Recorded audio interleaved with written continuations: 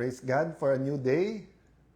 Huwebes ng hapon sa ating pong mga kapatid, sa ating pong mga pamilya sa Facebook sa Luzon, Visayas, Mindanao, sa ating pong mahal na mga OFWs na sobra ang sipag at sobra ang tulong sa ating bansa. Magandang hapon po sa inyong lahat. Of course, I was looking forward to a meaningful and busy Thursday and Friday and then weekend. Maraming kailangan tapusin at gawin, pero nabulaga na naman ako sa post ni Senator Panfilo Lacson at sa kanyang mga bagong allegation. Having said that, tamang-tama naman kasi dahil meron na talaga akong mga i-report sa inyo. So, 3 pag-uusapan natin ngayon. Yung kung ano yung similarity sa SONA kontra SONA at ano din po yung kulang na kailangan doon sa SONA. Isang element lang to. Tapos meron pong na-receive from the Supreme Court. So gusto ko itong basahin sa inyo at gusto ko sanang hingin na pag-pray nyo. And then of course, tugon or pag-usapan po natin ang sinabi ni Senator Lacson today and also the past few days. No? Let's do it in a very sober manner. Niremind ako ng wife ko na may panahon na makipag-alaskahan, may panahon na whether you're playful or whether umiinit ang ulo, but sabi nga niya, people deserve, especially mga Tagigenyo, to know na nasa magandang kamay ang syudad ng Taguig, na pataas ng pataas ang antas ng kabuhayan sa Taguig, na hindi po kami nagtotolerate ng corruption at saka ng ghost projects or mga anomalya. Yan po man ay local, national government, yan po man ay private. No? Wala pong perfect, pero ang importante po ay yung kung pinapayagan ito o hindi. So let me start po by thanking God for this opportunity na makausap kayo directly. I thank God that kahit umiiba ang panahon, social media, ang kampihan ng bawat isa. I mentioned some of this sa Kontra SONA. If hindi nyo po napanood, nasa Facebook po natin, pakitignan nyo. I think it will also be on YouTube. So let's start po with the biblical principle that we've been talking about. Kung anong ating itatanim, yan ang ating aanihin. Again kung ano ang ating itatanim, yan ang ating aanihin. Ang common example na binibigay dyan, di ba? Hindi ka pwede magtanim ng buto o ng seed ng mangga, tapos ang gusto mo anihin ay santol. So sa isang bansa, hindi pwedeng bad governance. For example, kulang sa planning, wala kang planning sa mass transportation, yan ay maging mga bus lane o yung mga rapid bus systems, yan po ay maging mga trains, mga ferries, tayo archipelago, kaya yung RoRo napaka-importante. Pag hindi mo plinano yan, tapos magkagulo, traffic parate, baha parate, hindi mo pwedeng sabihin ngayon, ba't nagkaganon? Kasi ano ba ang tinanim natin? Kung ano tatanim natin, yan ang ating anihin. So napaka-importante din malaman yung why, yung bakit, di ba? So why do we have to talk about all of this and why do we have to talk about yung allegations ni Senator Lacson? Siguro yung iba, meron pong ilan na kahit sa page natin na tumutuligsa sa akin, sa aming magkapatid, ni Senator Pia, at sabi tumahimik na lang kayo. So bakit po namin kailangan magsalita? You know, we all, when let me address myself to Christians, no? Whether, anuman ang church, no? Catholic, Aglipayan, evangelical churches, lahat ng Christian churches, no? I reference the Christian churches because alam ko yung prayer. Hindi ko alam yung prayer ng ibang religion. Although may curiosity din ako at pinapakinggan ko minsan. But, di ba sa lahat ng Christian, meron tinatawag na the Lord's Prayer o yung tinuro ng Panginoon Jesucristo. At may part doon na nagsasabing, your kingdom come here on earth as it is in heaven. So, ibig sabihin, may recognition tayo na ibang-iba po ang kingdom sa heaven at yung kingdom dito sa earth. Ibang-iba po kung ang Diyos natin ay tunay na Diyos kasi doon walang sakit, walang sinungaling, walang pagnanakaw, walang gutom, and kultura din yon.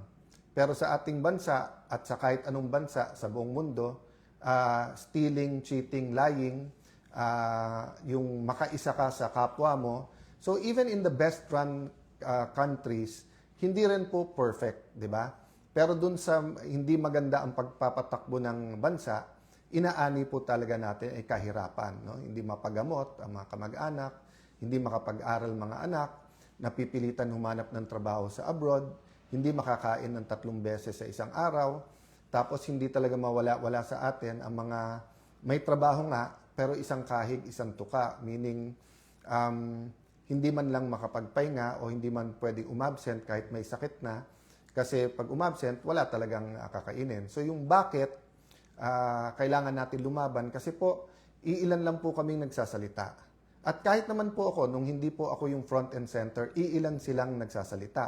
At marami sa kanila ay kinukulong, kinakasuhan. Yung KKK, kung tawagin ko po, no? Kuyog, tapos kaso, tapos kulong. At isa si Senator Lacson sa nagpapairal din nun. So makita po natin sa Blue Ribbon Committee, nung nag-umpisa kay Senator Marcoleta, maganda po yung umpisa. Pag take over ni Senator Lacson, biglang tinuro kay Senator Jinggoy, kay Senator Joel Villanueva, kay Senator Chis Escudero. At nung matuturo yung ibang senador, pero kakampi niya, parang medyo natigil doon. So, ganun din po, no? Nung una, kung saan-saan tinuturo, kung umaabot na sa mga sekretary, umaabot sa Malacanang, pero si Senator Lacson, hindi na dinala yung witness, siya na yung sumagot. On the record po lahat yan. At siya naman po, sinasagot niya yan. So, paano tayo humantong dito? So, doon pa muna po ako sa bakit. Pag wala na pong nagsalita at na-cover up po, to be fair to this administration, to be fair to President Marcos Jr.,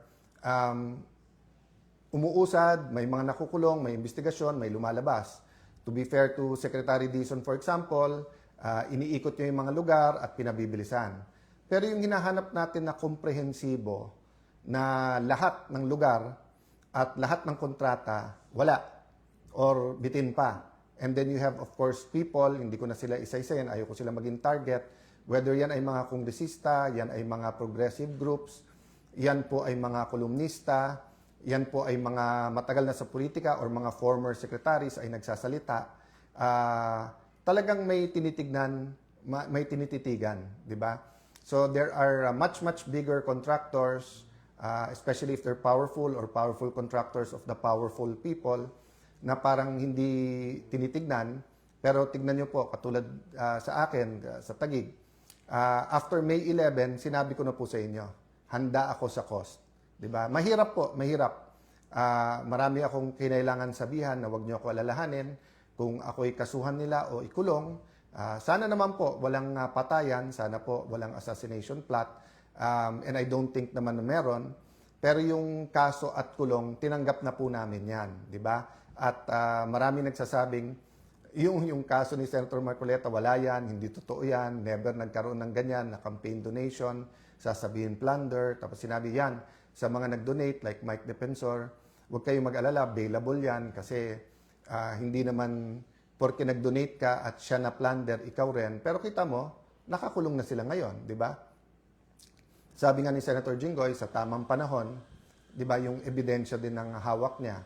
So, mabigat po kung tingin nyo po hindi stressful, kung tingin nyo po kahit kami nakasmile na parang araw-araw, tinatanong namin sa sarili namin kailan magbabago, kailan po ang mahirap, hindi na kailangan isipin ang pagpapagamot sa kanilang mga anak, kailan po ba yung mga probinsyang napabayaan ay magkakaroon din ng tren, ng internet.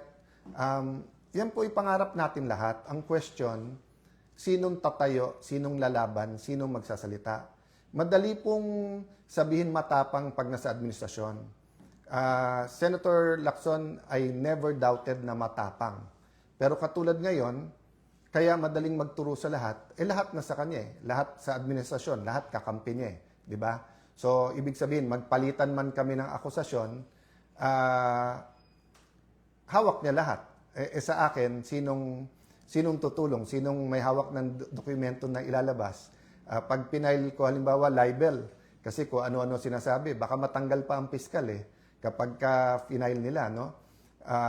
Yung kaso sa mga committees, I believe naman in the independence sa bawat isang mga senador, pero yun nga kasi style ni Senator Lacson, old style yon, yung may dossier ka, may hawak ka, tapos ililik mo through your other colleagues na, eto mga hawak pagka nagkalaban or kaya makikipagkaibigan sa'yo, pero once na hindi kayo nag-agree, tututukan ka na. At ngayon, ako naman ang sinasampulan niya, di ba? So, may score yan So, sinampulan niya si Jinggoy, sinampulan niya po si Senator Marcoleta, Senator Chi, Senator Joel. So, 2-all lang score. So, syempre, medyo nagtatampo din si Senator Lacson. Ba't nagkaganon? Problema, di ba, nagkaroon ng coup sa Senate, nakaupo kami, 13, kailangan nila ng boto. So, now, ako naman po ang tinututukan niya. Sabi nung iba, Sen, siya lang po yun. Walang kilalaman ng Malacanang, wala yung iba. I don't really know, and I'll give Malacanang the benefit of the doubt. Of course, naging klaro sa amin na maraming bawal. Halimbawa, bawal maging Senate President ang opposition kasi gagalaw talaga ang lahat para ang makaupo ay kakampi nila. But so far naman, masasabi ko naman na very straightforward, honest, very, how do I put it, patas ang pagpapatakbo ni Senator Win.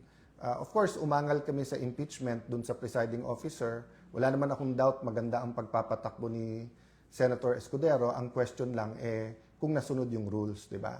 So walang doubt po sa amin nung tinigil yung pagbibigay ng medical assistance kasi napakarami po tayong tinutulungan sa medical assistance.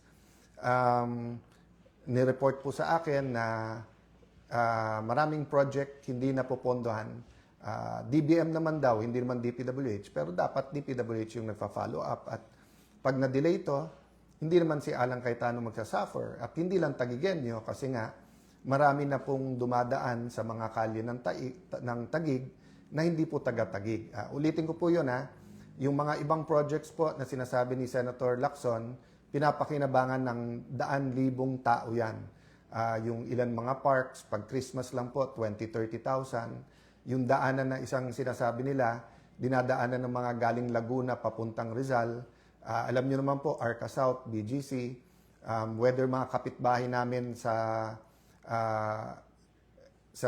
Muntinlupa, Las Piñas, Makati, Pasig, Pateros ay dumadaan din dyan. So pag tinigil yung mga projects or binitin or hindi nilabas ang pondo, ang nagsasuffer dyan mga tao. Balita ko sa House din, maraming kongresista na hindi pumirma sa impeachment. Hindi ko alam for sure kasi hindi ko sila nakakausap. But yung ilan na nakakausap ko ay nagsabi nga na tigil yung kanilang pondo. So ang hiling na lang namin, so tanggap na namin yon. Marami kaming tanggap. Tanggap namin maging target, tanggap namin iimbestigahan kami, tanggap namin kakasuhan kami, tanggap namin na bawal na maging majority o Senate President, bawal yung ibang projects. But hiling namin, ang konstitusyon, ang constitutional processes ay respetuhin, di ba? Huwag nating isang tabi yung batas. So, sabi nga nila, sabi po ni Yusek Claire na wala ba akong faith sa korte? May faith ako sa korte. Tapos sabi niya, mag-abogado na lang ako para kila Senator Jinggoy, sila Senator Marcoleta. Hindi yun yung point Wala naman choice ang korte pag may final. Pero ano ang fina-file? Kasi pag final mo non-bailable, katulad nito, baka matapos yung impeachment, hindi po makapag-participate si Senator Jinggoy, Senator Marcoleta. Napaka-importante nung kanilang participation. Special treatment daw pag sila'y nag-participate. Hindi po. Kasi unlike an MTC judge, an RTC judge, unlike sa Supreme Court, not sa Supreme Court, unlike Court of Appeals, Court of Tax Appeals na kung mag-isa lang yung judge, let's say sa RTC, pwede mo ilipat yung kaso na yun sa ibang branch. Sa Sandigan or CA, pagka hindi pumwede, nag-inhibit yung isang justice, may papalit na isang justice. Sa Supreme Court, of course, kung 15 sila lang. Pero kahit na mag-inhibit yung isa, may 14 ka pa. Pero sa impeachment po, 2/3 of all members. So as long as member pa rin sila, pag hindi po sila nag-attend, counted as acquitted yung boto nila. Pero hindi sila nakakapagtanong, hindi nila na-observe ang sagot ng witness ng bawat isa. Kaya nga sinasabing sui generis or one of a kind yung impeachment. So, dito po ako nagtataka kay Senator Lacson. Pagka nagsasagutan kami, siya nagagalit, pero siya naman po ang araw-araw may pinopost o sinasabi, ako naman po ay sumasagot. Pagka may sinabi ako, babaliin niya. Tapos sasabihin niya ay cross the line. Ano pong example nun? Di ba po ang topic natin, kung tama na yung Supreme Court ay magbigay ng supina sa BIR, sa AMLA at saka sa mga bangko. At ang sabi po ng prosecution, kasi nga hindi tumugon o hindi tumama sa kanyang kita at sa kanyang SALN ng Vice President. So, kinumpare ko lang to. No? So, sabi ko, kung si Senator Lacson tumaas ang SALN, ibig ba sabihin pwede na natin isupina? 'Di ba? Yung BIR, AMLA at saka ano. Ako din ang sumagot. Sabi ko hindi. Kasi just because tumaas ang SALN mo, hindi ibig sabihin may mali. So hindi ko na siguro kasalanan kung mali ang rinig niya. Of course, sa kanyang pamilya or sa mga malalapit sa kanya na stress, paumanhin na na-stress kayo. Kasi kung yun yung interpretasyon, ang interpretasyon na sinasabi ko nga, walang masama. Kaya nga sabi ko, dapat may ebidensya, may accusation na may mali or may corruption. Hindi ko sinabing ganon. Pero nung sinabi niya kasi sa akin na may anomalya sa Taguig, so syempre sabi ko, edi side by side tayo, di ba? Lista ako ng 2-3 na meron din ako suspicion na hindi maayos sa iyo. O tapos yung sa akin, and then yung sa bayan. So ulitin ko po nung nag-umpisa to, sabi ko, gusto mong imbestigahan si Alan Cayetano or kahit anong tingin mong link sa akin, sige, pero isabay natin sa investigasyon sa iyo, and then ang dapat primary investigation, yung sa pangkalahatan sa buong bansa, yung flood control. Sabi niya, hindi, unahin natin si Alan Cayetano. Okay, so ano nangyari at bakit niya sinasabing humihingi ako ng ceasefire? So nung simula siyang magsabi ng mga alegasyon, nakikinig lang ako. Sabi niya, may ghost. Di naman niya sinabi ko saan. So syempre, sinabi ko lang, wala. O tapos, inaraw-araw na niya ako. Tapos totoo na nag-uusap-usap yung mga senador at alam niya yon. At isang senador nagsabi sa akin, ako mahigit sa isa, Alan, hanggang saan to? Sabi ko, yung para sa bansa, kailangan lumabas yung totoo. But reasonable kami. At hindi kami papayag sa sinungaling, hindi kami papayag na kung saan-saan dinadala, di ba? Ang gusto lang namin, patas at lumabas yung totoo, katotohanan. So sabi niya, pero Alan, pag naglaban-laban yung mga senador at araw-araw na lang laban-laban senador, 3 mangyayari. 1, baka bumaksak ang rating ng senador, baka bumalik yung plano na mag-chacha or mag-charter change at alisin ang senador. Ayaw naman natin yan. Sabi ko, yes, ayaw natin yan. O pangalawa, baka mawala yung focus sa mga anomalya na dapat tinitignan natin sa iba't ibang mga ahensya. Sabi ko, yes, unless yan ang gusto ni Senator Lacson. Unless ginagamit niya talaga to para pang-distract, unless may nag-uutos sa kanya, at ayaw niyang dun mapunta, gusto niya nasa amin yung focus o siya yung nasa dyaryo araw-araw. Sabi niya, pangatlo, Alan, hindi mo ba na-realize yung hirap ng ating kababayan? So sabi ko sa senador na mga kausap ko, alam ko, bakit? Hindi naman ako sa subdivision nakatira eh. So yung mga kapitbahay ko na nagta-tricycle, na naglalakad na lang, o yung mga kapitbahay ko na may tricycle na minsan tumitigil na lang sa pagpapamasada dahil nga sa taas ng presyo ng gasolina at ng diesel, o dun sa mga nagrereklamo sa presyo ng kuryente, yung iba nababasa lang sa dyaryo. Sa amin, na nakatira kami sa isang community na very humble, at sa amin na very open kami sa aming community, may lumalapit talaga para sa tulong, whether yan sa kuryente, sa pagkain, sa paggagamot. tapos tatanggalan pa kami ng pondo or ng karapatan na mag-endorse pagka dito sa medical assistance. So tignan nyo naman po kalagayan ko. Kami na po kinukuyog, kami na po kinakasuhan, kami na gustong ikulong. Sinabi na po diretso ni Senator Lacson yan na dapat si Alan ikulong. O okay na. Ang hinihingi ko lang, patas at huwag gamitin ang batas sa pabor lang sa iyo. Okay. So sabi nung ibang mga senador, anong pwede natin gawin? Sabi ko, ayusin lang natin. Di ba? Imbestigahan ang dapat imbestigahan. Wala naman nagsasuggest ng kung ano-ano. Ang salitang ceasefire hindi po nanggaling sa akin. Tinanong ako ng isang senador na habang inaayos natin lahat, wala pa naman members yung ibang committee, habang hinihintay natin ang SONA, yung LEDAC, ano ba tingin mo, Alan? So, sabi ko, walang problema ako kung ano nasa harap ko, yun ang gagawin ko. Basta't pag may lumabas na ebidensya or may bagong issue, kailangan lumabas yung totoo. So, for example, sa kuryente, di ba? Yan po ba ay batas lang o meron talagang kumikita dyan? Yung presyo ng langis, yan po ba talaga ay dala lang po ng conflict sa Middle East o meron po talagang mga oil companies na nagte-take advantage? Kaya marami nagagalit sa akin. Kasi whether yan po ay online gaming, whether yan ay vape, hindi ako pwedeng tumahimik dyan. Bakit? Mas takot po ako sa Diyos kaso sa tao. Di ba? So syempre po, gusto ko na may tiwala sa akin ang tao. But if it's a choice between one audience, God, and pagmamahal ng tao, ang pipiliin ko pagmamahal ng Diyos. So blessing sa akin ng Panginoon na nandiyan kayo at sumusuporta at lalo kayong dumadami na nanonood dyan sa Facebook at sa YouTube at sa social media. Mamaya I'll go to talk about yung traditional media, no? So, nung ako'y tahimik, nagagalit si Senator. Nung ako'y nagsasalita, hindi naman araw-araw din yun eh. Sabi nila, araw-araw nagfe-Facebook. Tignan nyo po yung mga post ko. Hindi po araw-araw yun. I think it was 2024 or 2025 yung aking Cayetano in Action 365, no?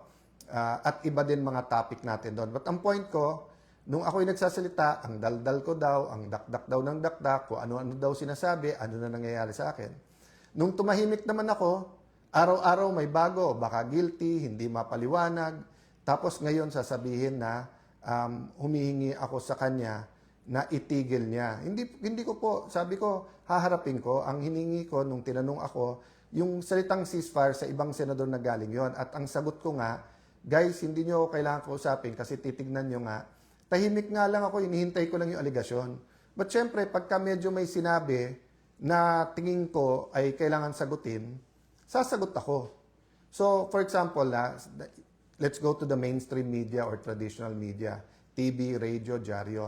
Nung bata ako, pag sinabi ko, halimbawa, magnanakaw si Juan de la Cruz, siguro on the first day, lalo ko si Juan de la Cruz ay kilala, lalabas yan sa front page, sa inner pages, babasahin sa radyo yan, baka lumabas sa news na Cayetano says, Juan de la Cruz is allegedly magnanakaw.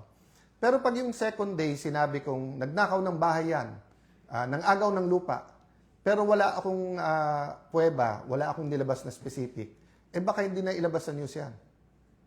Pag susunod na araw, sasabihin ko, carnapper yan, pero hindi ko maturo ko anong kotse ang kinarnap, hindi na lalabas yan. Pero kay Senator Lacson, everyday nag-tweet-tweet, may ghost, baka hindi ghost, double appropriation, baka isang picture, baka ganito. Araw-araw, nasa lahat ng dyaryo, nasa news. Hindi ko alam kasi hindi ko naman pinapanood interviews niya kung tinatanong man lang siya, Sir, ano yan, saan? Pero nire-report, di ba?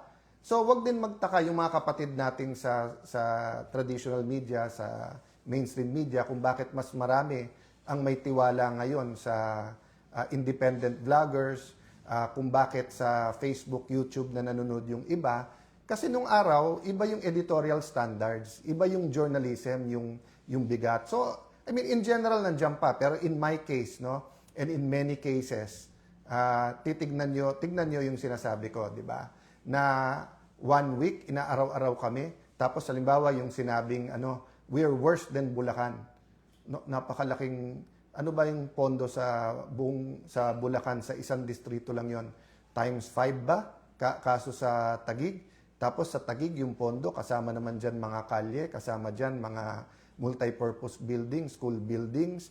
At sa Taguig, makikita nyo, gumaganda ang buhay ng mga tao. I really don't mind the investigation. Basta patas lang. So, concern po yan ng buong Senado at ng mga kasamahan. Kaya lang nga, medyo ilag din kay Senator Lacson. And ayaw ng maraming senador na may gulo. So for example, today, di ba? Alam nyo po, hindi ko ka-close, hindi ko kasundo si Senator Erwin. Pero I support yung hearings niya sa Committee on Energy para mapababa ang presyo ng kuryente. Nag-privilege speech siya, hindi na ako nag-interpellate. Bakit? Baka matumbok niya eh.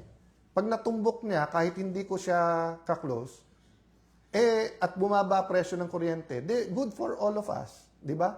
So, hindi ko na po sinagot yung mga reasons kung maghihiring o wala. Kasi nga, marami pang pag-uusap. Ako mismo, hindi ko, without Senator Marcoleta, without Congressman Mike Defensor, I don't know sino pa yung mga witnesses na pwede. Marami ako alam, marami akong nakita.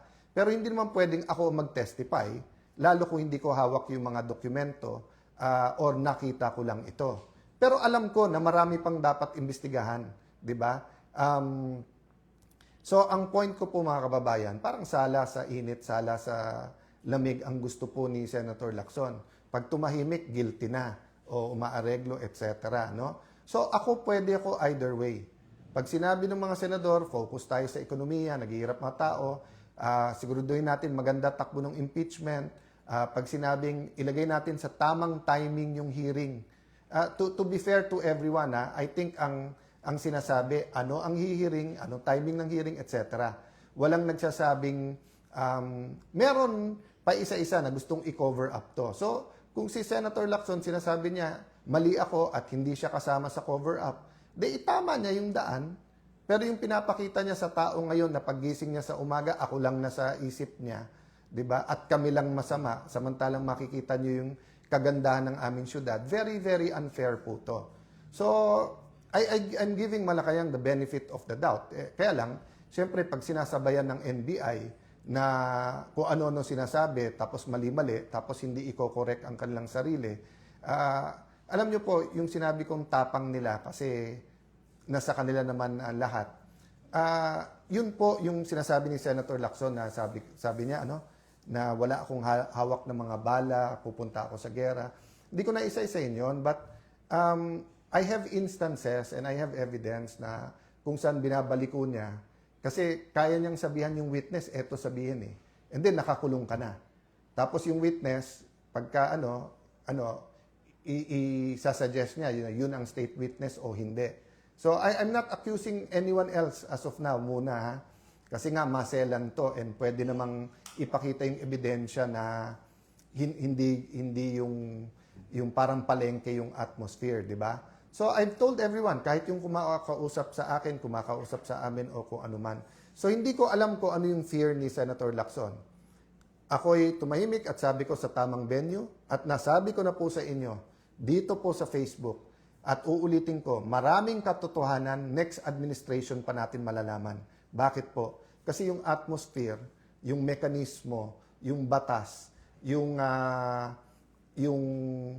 control din sa Senado, no, and sa ating buong bansa ay ibang-iba po ngayon, 'di ba? Pwede ba isabay-sabay? Oo, pero ayaw isabay-sabay. Ang gusto unahin lahat muna ng oposisyon. So, kung sasabihin pangulo para sa lahat, let's give him the benefit of the doubt, but nasa action wala sa salita 'di ba? So kung isa-isahin kami mga oposisyon tapos sasabihin ni Senator Lacson, kita mo hindi guilty, etc. Siya na lang namimili eh. Si Senator na lang Lacson na lang mamimili kung sino dapat kasuna o hindi. So kung final mo sa ombudsman, di pabayaan mo yung ombudsman mag-imbestiga at tignan natin. O kung gusto mo naman sa mga committee, iba't ibang committee sa Senado, basta patas. Ilabas ko rin yung alam ko whether sa iyo or kung paano mo tinatakot yung ibang mga senador. So, napakarami nito guys at siguro bukas or Saturday na yung sa kontra zona-zona.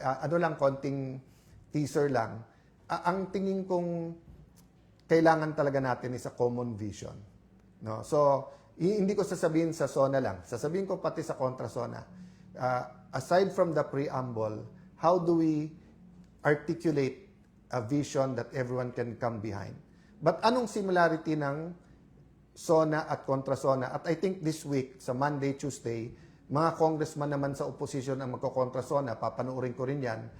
Mahirap lang dahil sabay-sabay sa Senate. I think ang magiging common theme, yung hirap ng nararamdaman ng ating mga kababayan. Kahit maganda ang trabaho ng ating mga OFW, kahit po medyo gumanda na ang negosyo ng iba nating kababayan, ang common word po ngayon ay mahirap. May konting common question, may pag-asa pa ba? Ang sagot dyan parati meron. Kasi kung sa Panginoon tayo aasa, meron talagang pag-asa. Let me close by reading this.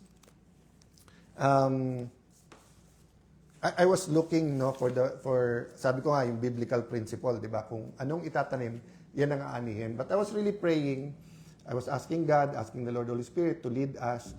Dinala niya ako dito sa Psalm 9, 17 and 18.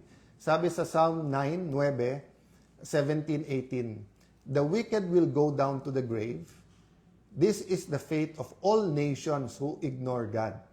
But the needy will not be ignored forever. The hopes of the poor will not always be crushed." So hindi po ako nag-focus doon sa the wicked will go down to the grave kasi mahirap po, lalo kung leader ka, sasabihin mo, siya righteous, siya wicked, etc. So let God judge. But we know that a community, a church, a nation, business can become wicked. Pero nakalagay dito kasi, this is the fate of all nations who ignore God. So rule number 1 for me now, sa lahat ng pinagdadaanan natin, even sa disputes among the senators, wag na natin sabihin ito, hindi ko naman sinasabi ako maka-Diyos, kayo hindi. Ang sinasabi ko, hindi natin pwedeng exclude ang Panginoon sa usapan kasi siya lumikha sa atin, siya may kapangyarihan. At ang sinasabi ko, hindi yung sinong kakampi ni Lord. Dapat tayo kumampi kay Lord. At sabi dito, hindi dapat i-ignore ang Panginoon. Pangalawa, the needy will not be ignored forever. So yes, nababanggit sa bawat speech sa SONA, I do believe all 24 senators care for the needy, pero kahit papano po, nai-ignore pa rin kasi hindi rin natututukan. Yung lang Secretary of Health, bago po inalis ba o nag-resign talaga, sobra po ang dinulot na damage sa ating health system at sa mga hindi nabiling gamot, sa mga bakuna and everything. Tapos nakalagay dito, the hopes of the poor will not always be crushed. So hindi sinabi dito na meron may hope, meron wala. Ang sinasabi minsan, nakra-crush. Diba? Tama, diba? Kasi kung halimbawa po, kapatid mo o anak mo, nagkasakit, namatay dahil walang gamot, or gutom, na bansot, na stunt, o kaya hindi nakapasok sa trabaho or naging baldado dahil nga sa malnourishment, sa sobrang malnourished na, nakra-crush yung hope ng tao. So, yun po ang pakiusap ko sa buong Senado, even kay Senator Lacson, even po sa lahat ng nanonood dito. Let us be bringers of hope. I have no problem finding a solution na matuloy lahat ng investigasyon. Hindi lang Senado ang pwedeng mag-imbestiga, pero dapat din mag-imbestiga ang Senado. Pero hindi venue ang Senado na magtirahan ang bawat senador kasi kung hindi, wala na tayong magagawa. Pero hindi mo rin masisi ang isang senador, kasama na ako doon, na kung tatargetin nyo doon, magdidebate talaga tayo araw-araw kasi nga, kailangan kung ano ilalabas nyo sa akin, may ilalabas din ako. At wag nyo pong sisisihin if we will defend ourselves because we cannot defend the nation if we cannot defend ourselves.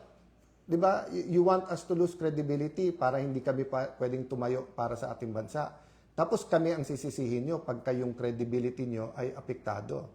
So kung gusto nyo, 0-0, start tayo from scratch. But what's the point? The point is, let's all start from the basis of truth. And kaya nga tayo nagdadasal bago magsesyon. In the hopes na ang manaig, hindi yung gusto natin, pero gusto ng Diyos. So salamat ulit sa lahat ng ating mga kababayan and I hope to find the time by Sunday or before Sunday sa mga recap. And pasensya na po kayo kung ang laman parati ng news ay bangayan ng mga senador rather than yung napaka-importante na unang pangangailangan ng ating mga kababayan. Lastly, sa mga senador na nag-a-act ng peacemakers, blessed are the peacemakers. So, ang Diyos na ang maggantimpala sa inyo. So, kung nami-misinterpret ang sinasabi nyo at nagagamit sa mali ang word na ceasefire o ilagay natin sa tama, mga kasama, ibang-iba po ang areglo ang ceasefire, yung sa sinasabi. So, ang sinasabi lang, ilagay natin sa tama para hindi maantala ang trabaho. Diba? So, ito magandang example. Diba, sabi ng isang senador, pwede ba kapag iba ang pag-uusapan, wag na dito sa impeachment court. Tapos sabi ni Senator Escudero, dahil meron naman sesyon, doon natin i-bring up sa sesyon. So, hindi sinabing wag. Hindi sinabing walang karapatan, hindi sinabing ceasefire. Ang sinabi lang, ilagay natin sa ayos. At siguro, doon na misinterpret ni Senator Lacson na sinabing, ang feeling niya, nagsasabing tumahimik ka na. Wala po, kahit kami hindi namin hiningi na tumahimik na. Ang sinasabi lang namin, gawing specific yung allegation, ilagay sa tama. Pero yung araw-araw na general allegation, it's unfair to everyone. No? God bless you guys. Magandang hapon sa inyong lahat.